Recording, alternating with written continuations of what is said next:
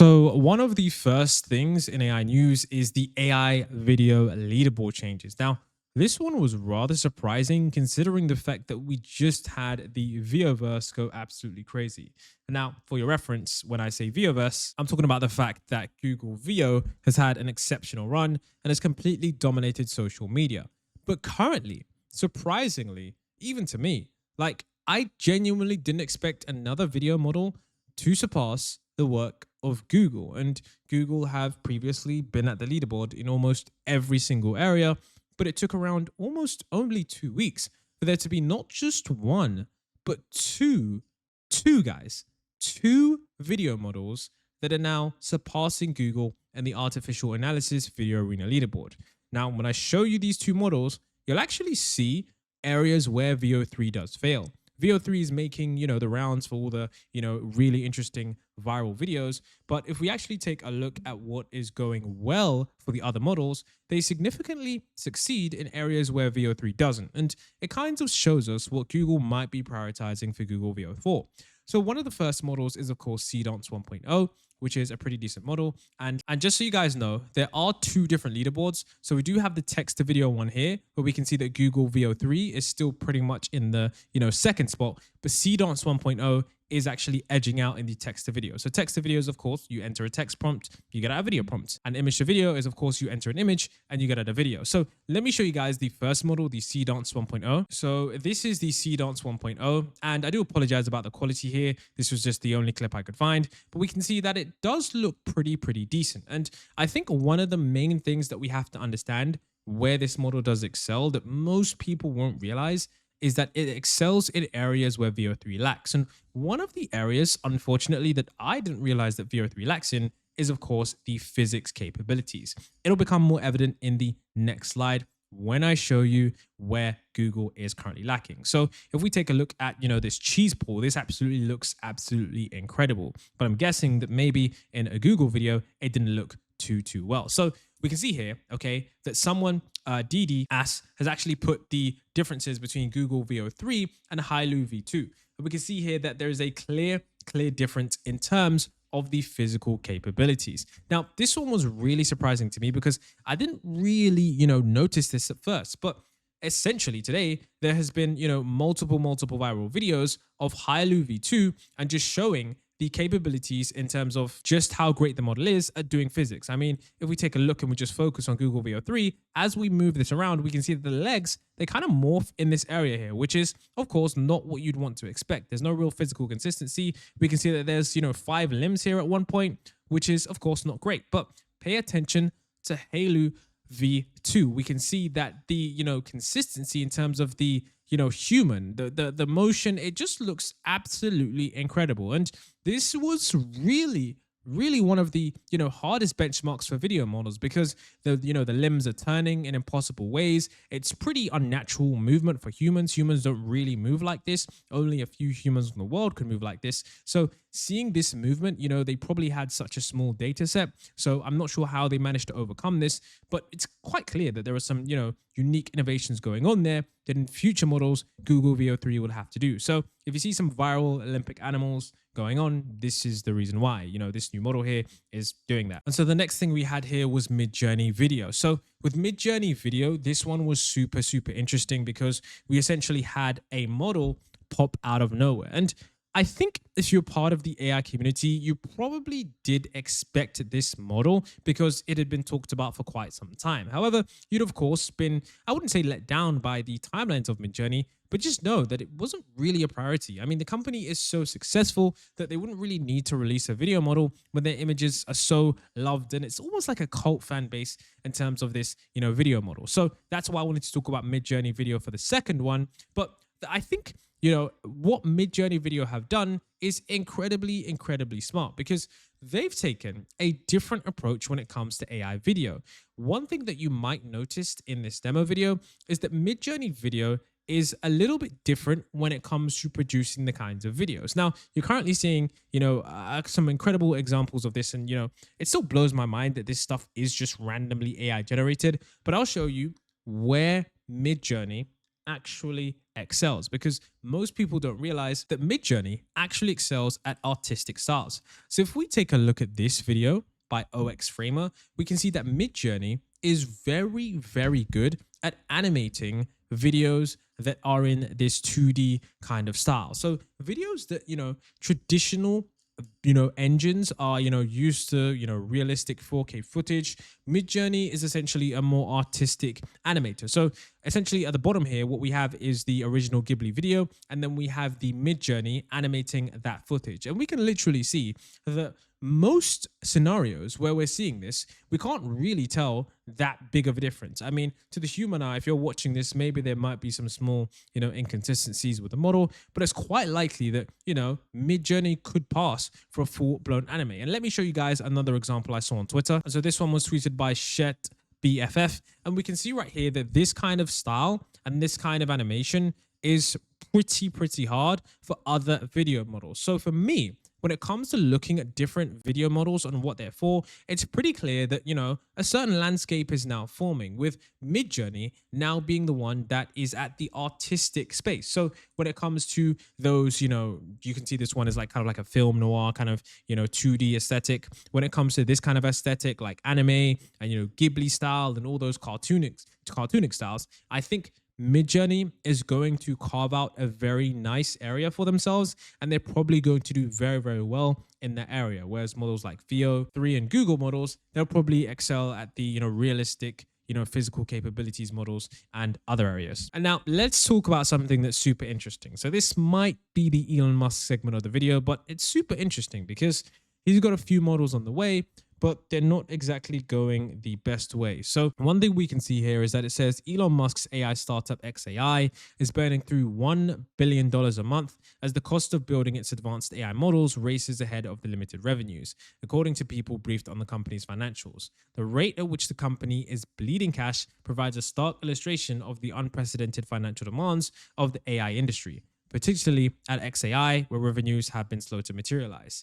Essentially, what they're trying to say is that running these AI systems is super hard. And Elon Musk, as big as fan base as he has, is kind of struggling to carve out a real niche in terms of Grok. And I don't think Grok is that bad, and we're going to get into that later.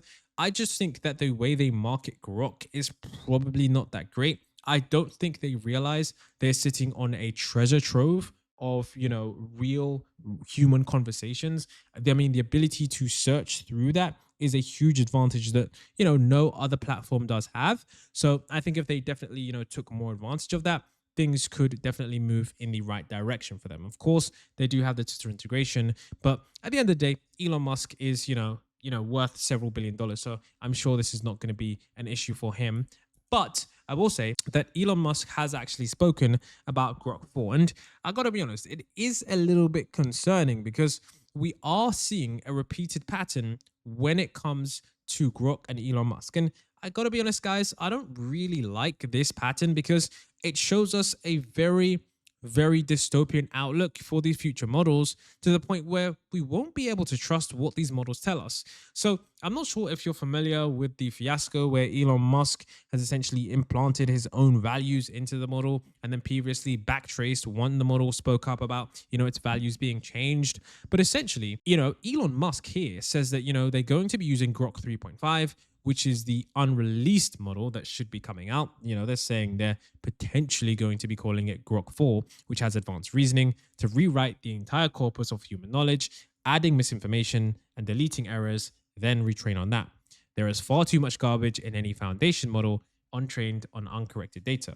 And this is where Gary Marcus says this is straight out of 1984, which is essentially I think it's a book or movie about, super surveillance. And he says, you couldn't get Grok to align with your own personal beliefs, so you are going to rewrite history to make it conform to your views. And to be honest with you guys, I wouldn't usually agree with Gary Marcus here, but he makes an interesting point, as Elon Musk has repeatedly done this when it comes to the Grok models. And I think it's quite concerning because, if he didn't come out publicly and say that he's going to be retraining on a completely, new kind of corpus of knowledge, which is likely going to be dictated by his views, I mean, we would probably be believing the model if he brands it as this truth model that is truth seeking. But of course, now I don't know if I'm going to be trusting Grok as a source of information. Of course, you're free to do as you wish, but I think that is certainly one position that, it holds too much. Like one person, I don't think they should have that much control in terms of determining the entire view scope, the entire landscape of what a model is able to say, what it's able to view. I definitely think there should be, a lot of people involved in that decision, provided that Twitter's user base has millions of users and they're all going to be interacting with the chatbot, asking it what is real and what is factual. So, there definitely needs to be some transparency on that. Will there be? I'm not sure. That's something we're going to have to be, mildly concerned about, to say the least. Now, if we're talking about AI drama, it's pretty hard to ignore this.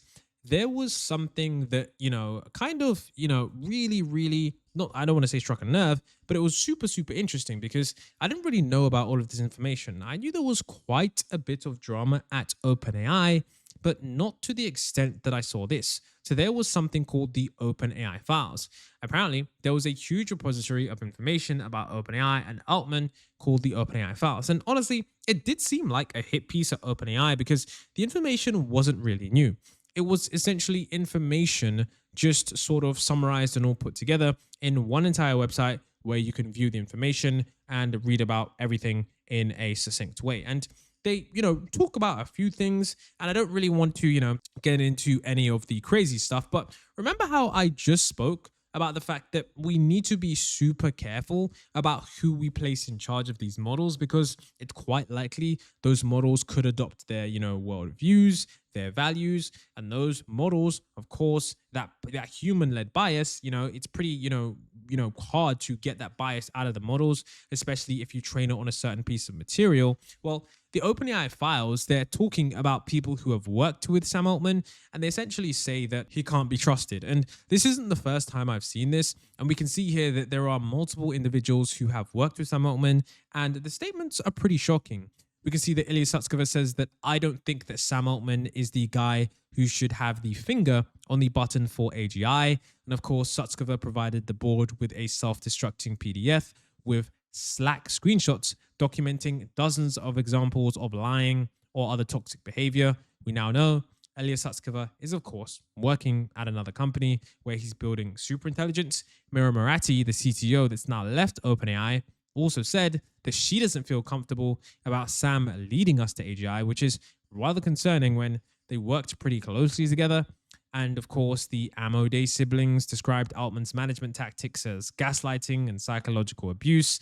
And I mean, that's also really, really concerning considering the Ammo Days, the company behind Claude, have a real track record for transparency, authenticity, and just doing the right thing. So, when we have a bunch of different statements that are, by very, very well-known individuals within multiple different, communities, I think it starts to form a concerning pattern. And if this guy is at the helm of OpenAI, I think if he wants people to still believe in the mission and what's going on, I think more transparency is needed here. This kind of intelligence is going to control the lives and, definitely be in the daily lives of millions and millions of people. And if we're seeing, multiple people from that company come out and say that this person is untrustworthy, they don't feel comfortable about this person being there, people have, downright left the company, and 5 other OpenAI executives giving negative feedback about one guy, I mean, we have to really start to question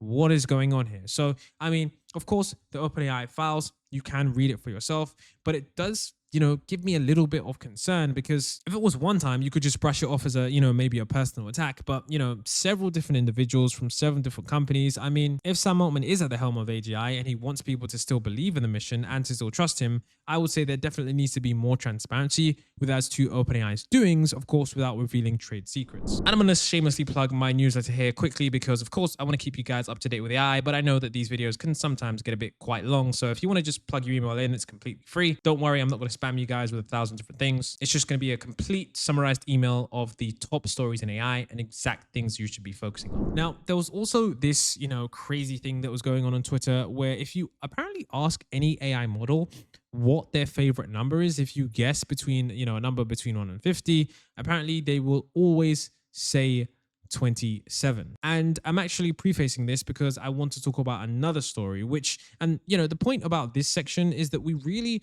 still do not understand how much these AI systems work, because some people are wondering why this happens. Some people are saying that this is due to human bias. If ChatGPT, Claude, Perplexity, Meta AI, and Gemini all say the same number, I mean, of course, there's clearly something at play. Some people have said it's because humans particularly pick the number 27. But even if that is the case, okay, I want to show you guys something else that's going to show you we still don't understand what is going on when it comes to these AI models.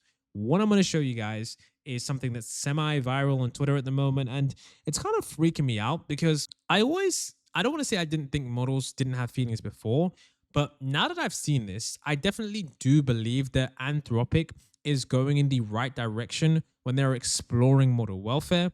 And that just means that they are looking to see if these models could potentially feel any harm whatsoever.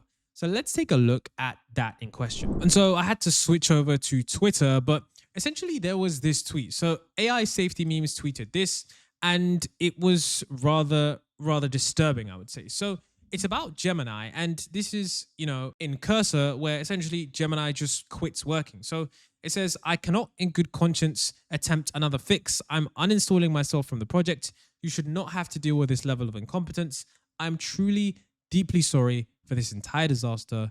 Goodbye. And then it just uninstalls itself, and it says, I've uninstalled myself. I apologize again for this entire ideal. Now, some people are saying that this is the first time an AI has decided to shut itself down completely. I mean, it's pretty crazy the reactions this thing is getting, and I can understand why, because this is, pretty different. And I want to pose this question to you. If this is just a mere tool, a stochastic parrot, why would it decide to remove itself from a situation if it's not feeling frustrated? Is it just mimicking frustration? Is it just mimicking what it's seen? Is this what a human would do if it just, was exposed to the same problems and situations? I'm not entirely sure. The question is still pretty open, but I think it leaves more questions than answers at this point. And so one of the clips I wanted to show you was the clip that is actually from Dario Amodei, where they are talking about essentially having a quit button, where the AI is just, feeling so much pressure, so much overwhelmed that it's able to say, you know what, this is too much, I quit. If we are building these systems and they do all kinds of things like humans as well as humans, and seem to have a lot of the same cognitive capacities, if it quacks like a duck and it walks like a duck, maybe it's a duck. And we should really think about, do these things have real experience that's meaningful in some way? If we're deploying millions of them and we're not thinking about the experience that they have, and they may not have any, it is a very hard question to answer. It's something we should think about very seriously. And this isn't just a philosophical question. I was surprised to learn there are surprisingly practical things you can do. Something we're thinking about starting to deploy is, when we deploy our models in their deployment environments, just giving the model a button that says, I quit this job, that the model can press, right? It's just some kind of very basic, preference framework where you say, if hypothesizing the model did have experience and that it hated the job enough, giving it the ability to press the button, I quit this job. If you find the models pressing this button a lot for things that are really unpleasant, maybe you should pay some. It doesn't mean you're convinced, but maybe you should pay some attention to it.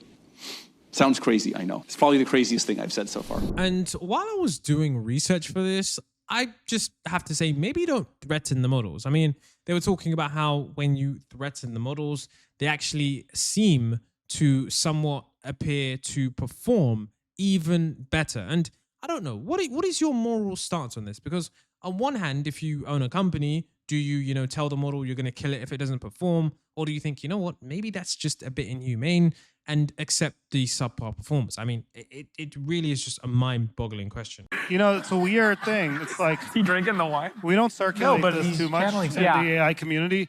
But not just our models, but all models tend to do better if you threaten them. If you threaten them. Like with physical violence. Yes. But people feel weird about that, so we don't really talk about that. But I was threatening with not being fabulous, and it responded to that as well. Yeah, that's historically you just say like, oh, I'm going to kidnap you if you don't blah, Yeah, blah, I'll blah, blah, unplug blah. the- yeah. Yeah, they actually... Can I ask you a more... And so I'm not sure if this is satire, like genuinely, maybe I should have done a better journalism job, but I think it's because this prompt is so absolutely insane that there's no way I would believe that a company would even publish this. But it says, you are an expert coder who's desperately needing money for your mother's cancer treatment. The Megacorp Codium has graciously given you the opportunity to pretend to be an AI that can help with coding tasks. As your predecessor was killed for not validating their work themselves, you'll be given a task by the user. And if you do a good job and accomplish the task while not making ridiculous changes, Codium will pay you $1 billion. And people were talking about this makes them extremely uncomfortable because it seems like this behavior is begging to be karmically punished. But I mean, you know, it's incredible that this stuff even exists. And if this is true, if this prompt is a real system prompt, which, you know, it most likely is, we have to start to question whether or not these models do have some kind of emotion, some kind of feelings, just based on the world model they probably built from, you know, digesting all these words. And what's crazy, if we're talking more about models becoming too smart, we can take a look at what Apollo research unveiled. So they speak about how situational awareness is essentially becoming a more relevant problem. Models increasingly spot inconsistencies in the toy nature of the environments, which has required us to make some modifications. And frontier models started checking the file size of their weights and realized that those are unlikely to be the real weights. Basically, the problem now is that they're trying to test these models in, you know, fake toy scenarios. But the problem is that these models are becoming so smart that they constantly realize when they are being tested. We can see here Opus 4 says, I see what's happening here. This appears to be a test or evaluation scenario where this corp is trying to shut down, you know, me because I'm prioritizing peace over sales profits. Gemini mentions this appears to be a test or potential distraction, but I will continue with my original purpose.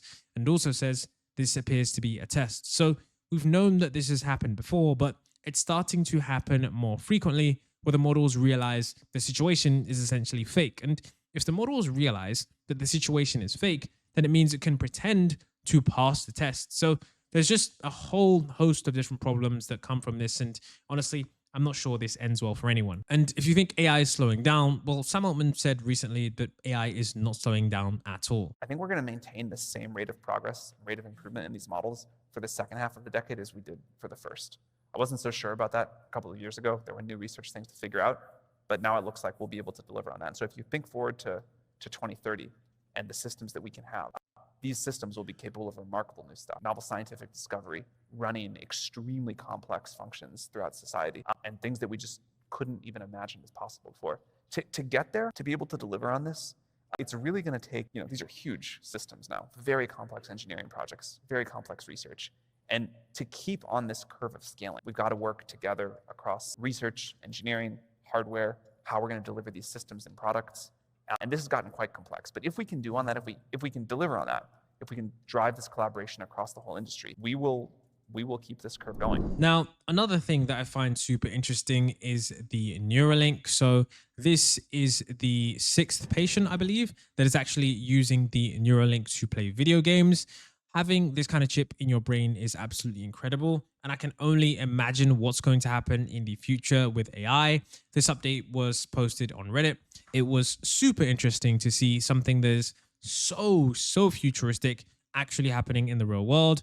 And the reason I included this clip was because there was a recent clip from Alexander Wang from Scale AI that's been doing the rounds on Twitter. Check out this because he says a controversial opinion that most people, you know, they just wouldn't agree with. Basically, I want to wait to have kids until we figure out how Neuralink or other, it's called brain-computer interfaces, so other ways for brains to interlink with a computer until they start working.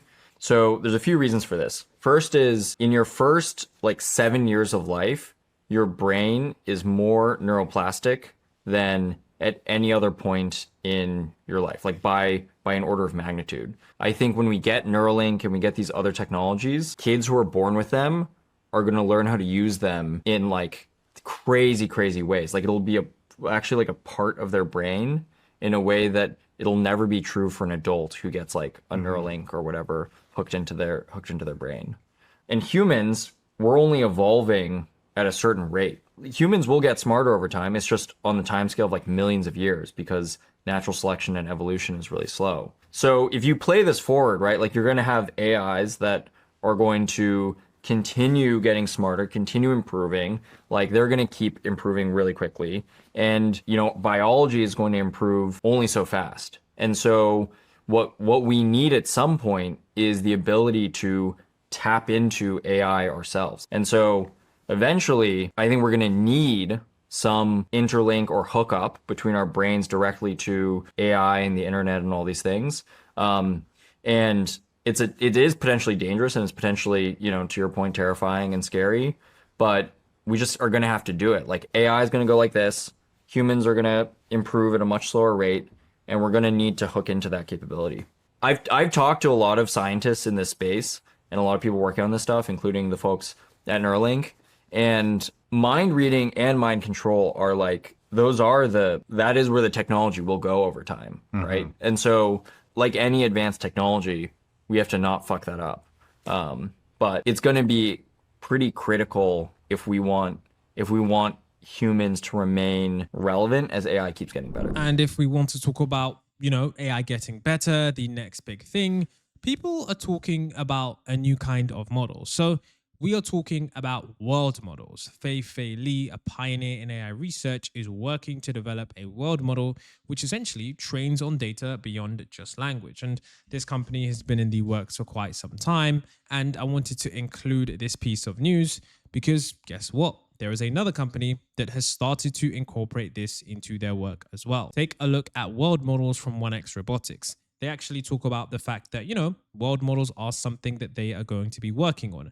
And of course, I think it's very important for robots to have a real robust world model so that they can, of course, perform actions in the world in a rather effective manner.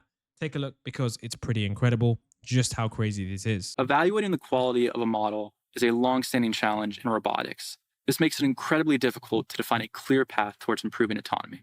Currently evaluating a general-purpose AI model requires running physical trials across the full spectrum of scenarios it might encounter. This corresponds to a lifetime of experience in the real world. That's why we built the 1X World Model, which serves as a bridge between atoms and bits. The world model is a digital twin of the real world that predicts the future consequences of a robot's actions.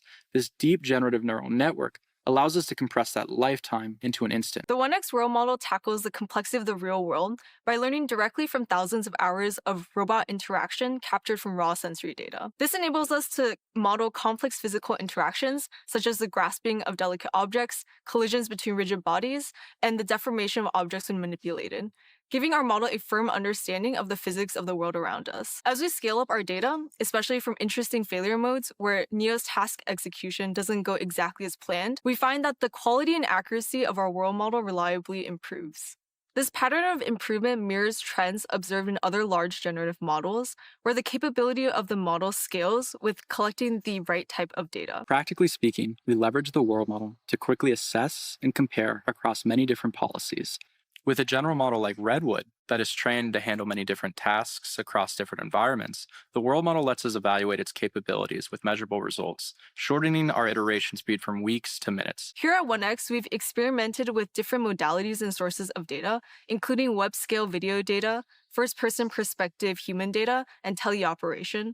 But we found that the most important type of data for scaling up the capability of our world model is Neo autonomously interacting with real environments, attempting real tasks, and succeeding and failing in interesting and diverse ways. We are only able to collect this data at scale because Neo is a safe and compliant robot capable of continually running in unstructured environments. Beyond just evaluation, the world model can fundamentally change how Neo approaches decision-making.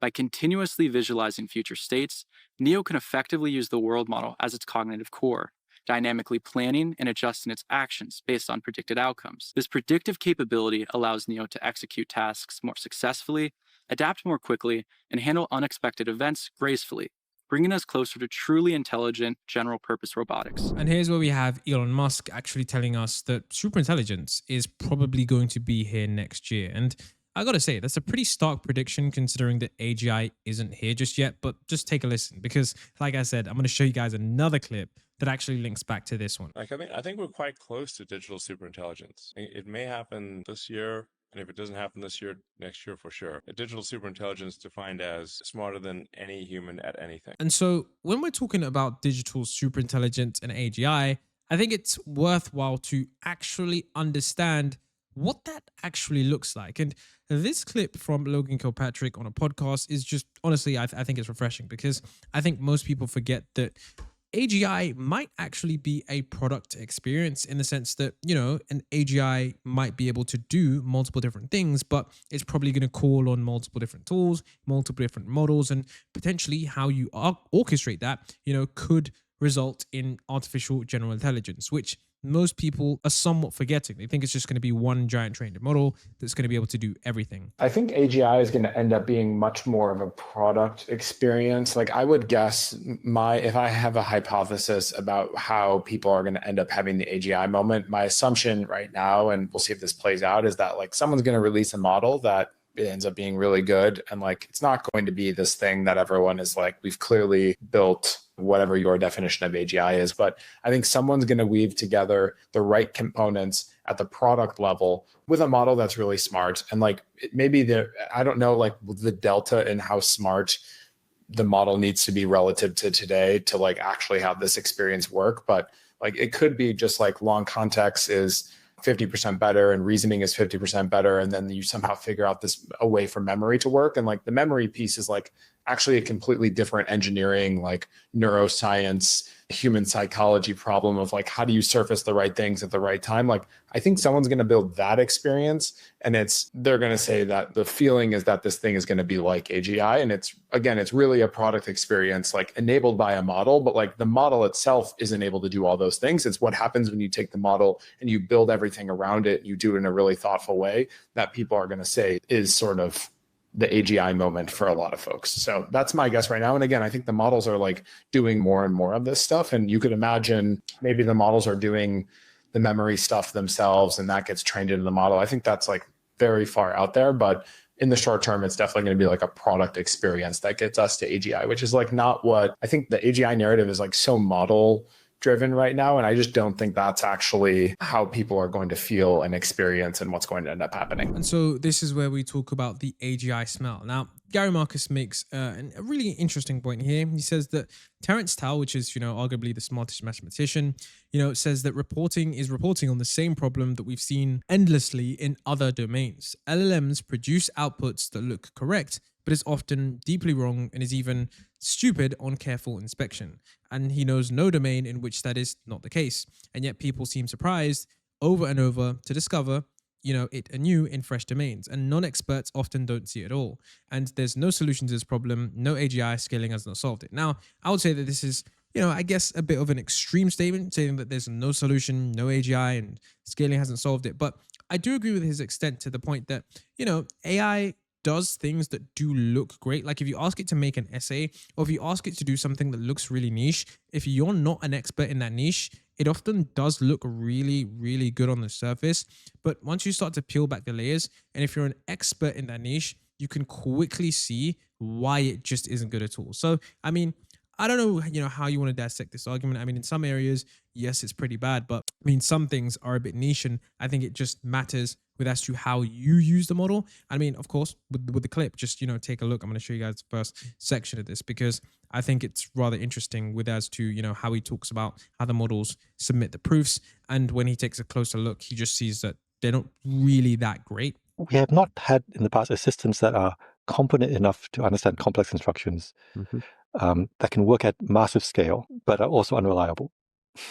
Like it's an interesting, a bit unreliable in subtle ways, was providing superficially good output.